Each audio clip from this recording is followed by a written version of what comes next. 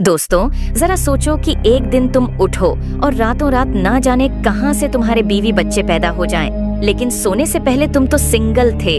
कुछ ऐसा ही होता है कैंग के साथ, जो साउथ कोरिया का एक मशहूर एक्टर है।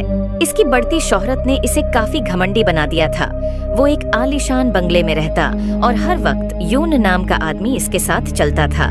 पहले तो यून भी एक एक्टर बनना चाहता था, लेकिन जब इसे सफलता नहीं मिली तो वो कैग का मैनेजर ही बन गया। फिर एक रात कैंग को बेस्ट एक्टर का अवार्ड मिला, जिसको पूरी देश की जनता के साथ साथ एलिना नाम की एक लड़की ने भी देखा। जब कैंग काफी गरीब था तो एलिना इसकी गर्लफ्रेंड हुआ करती थी, लेकिन अब काफी सालों के बाद अपनी पेंटिंग्स की एग्जीबिशन लगाने आई थी। ये 24 दिसंबर की रात थी और यून अपने घर जाना चाहता था, लेकिन कैंग इसे अपने साथ एक बार में ले गया, जहां वह मशहूर होने से पहले जाया करता था। फिर वह दोनों पुराने दिन याद करने लगे, जब कैंग और यून दोनों ने एक फिल्म के लिए ऑडिशन दिया था। लेकिन आखिरकार कैंग की किस्मत चमकी और इसे रोल मिल गया। फिर यून ने कहा कि अगर उस दिन कैंग को रोल ना मिला होता तो आज एलिना के साथ एक सुंदर सा परिवार होता। यह सुनकर कैंग को याद आता है कि कैसे वह 10 साल पहले एलिना को इसी बार में छोड़कर एक्टिंग करने चला गया था, और फिर एलिना भी पेंटिंग सीखने के लिए न्यूयॉर्क चली गई थी।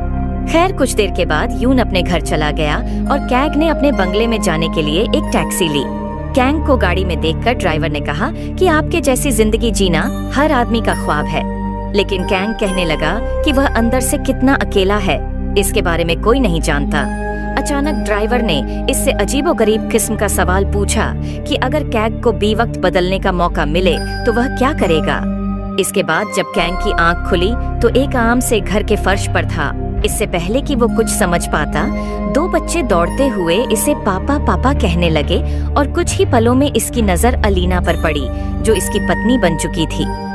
कैग के पूछने पर इसने बताया कि ये आपका ही तो घर है और ये दोनों बच्चे भी तो हमारे ही हैं। इसकी हालत को देखकर एलिना को लगा कि शायद रात की शराब का नशा अभी तक नहीं उतरा है, लेकिन कैंग को कुछ भी समझ नहीं आ रहा था। इसने यून को कॉल करने की कोशिश की, लेकिन कोई फायदा नहीं हुआ। इसीलिए इसने खुद ही अपने बंगले में जाने का फैसला किया, लेकिन बंगले के गार्ड्स ने इसे रोक लिया, क्योंकि वह तो इसे पहचानते ही नहीं थे। इसके बावजूद कैंग खुद जाकर अपने घर का ताला खोलने लगा, लेकिन ताला तो खुला ही नहीं। फिर जब किसी ने अंदर से दरवाजा खोला तो कैंग ने वहाँ हंगामा खड़ा कर दिया, क्योंकि उसे लगा कि ये आदमी इसके बंगले में चोरी करने आया था।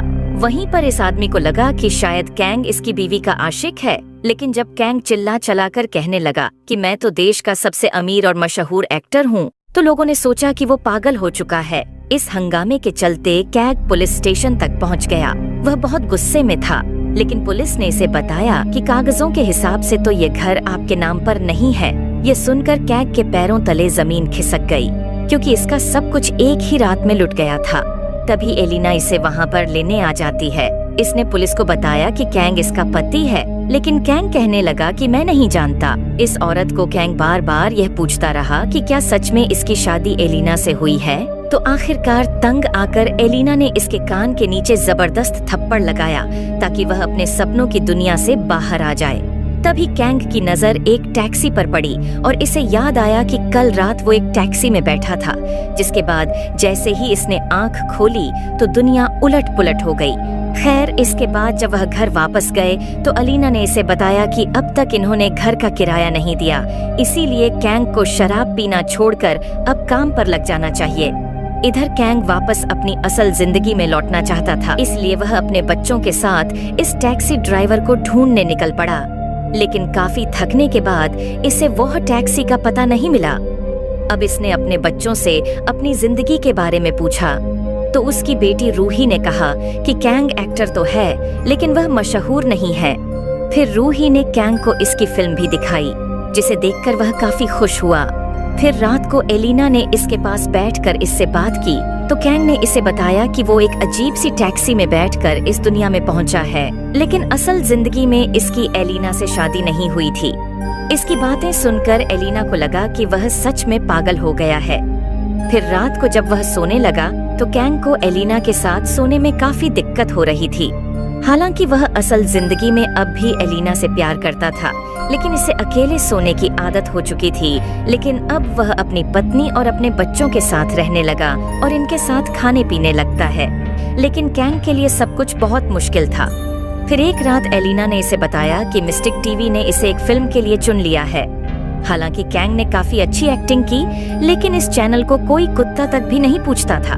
पर इसका परिवार इसका काम देखकर काफी खुश था।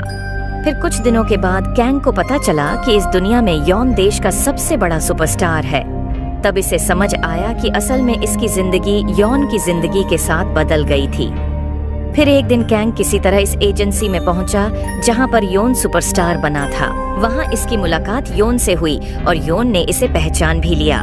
योन ने इसे खाने पर बुलाया और तब कैग को पता चला कि जब वो दोनों फिल्म के लिए ऑडिशन दे रहे थे तो आखिरी पड़ाव में कैग अपनी गर्लफ्रेंड अलीना को रोकने के लिए एयरपोर्ट भाग गया था और इसी वजह से बहुत तगड़ा रोल योन को मिल गया।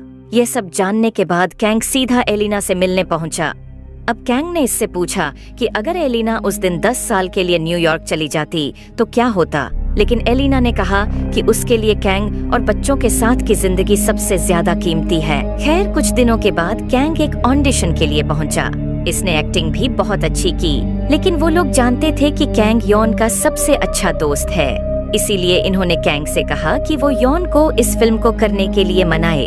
फिर जब कैंग ने यॉन को इसके बारे में बताया तो यॉन ने कहा कि इसने जानबूझकर ये फिल्म नहीं की ताकि कैंग इसमें एक्टिंग करके अपने परिवार का पेट पाल सके। फिर इसने कैग को अपनी मैनेजर की जॉब ऑफर की, लेकिन उसने माना कर दिया। इसके बाद जब वह अपने बच्चों के साथ खेल रहा था तो अचानक इसके बेटे, जिनको काफी गहरी चोट लग गई, कैग फौरन इसको हॉस्पिटल ले गया और एलिना भी वहाँ पर पहुँच गई।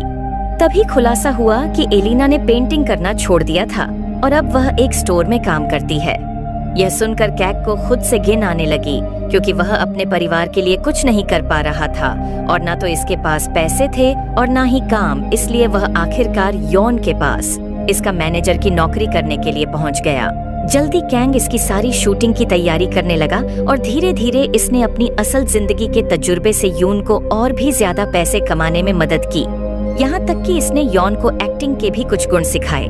लेकिन यॉन को अपने डायलॉग्स याद करने में काफी वक्त लग रहा था, इसलिए डायरेक्टर ने यॉन की जगह कैंग को हीरो लेने का फैसला किया।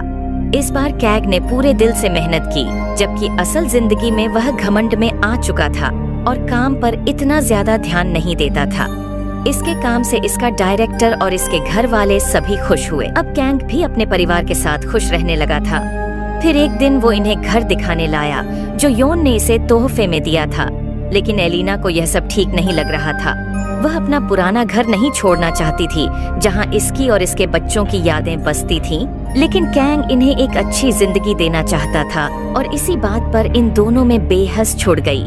फिर रात को इसे नींद नहीं आ रही थी और वह अपने बच्चों के कमरे में गया और इसे एहसास हुआ कि चाहे अब इसके पास ऐशो आराम की जिंदगी नहीं है, लेकिन कम से कम वह अपने परिवार के साथ खुश तो है। इसी तरह कई महीने बीत गए और अब कैग अपनी पुरानी जिंदगी बुलाकर इसी जिंदगी में खुशी खुशी जीने लगा।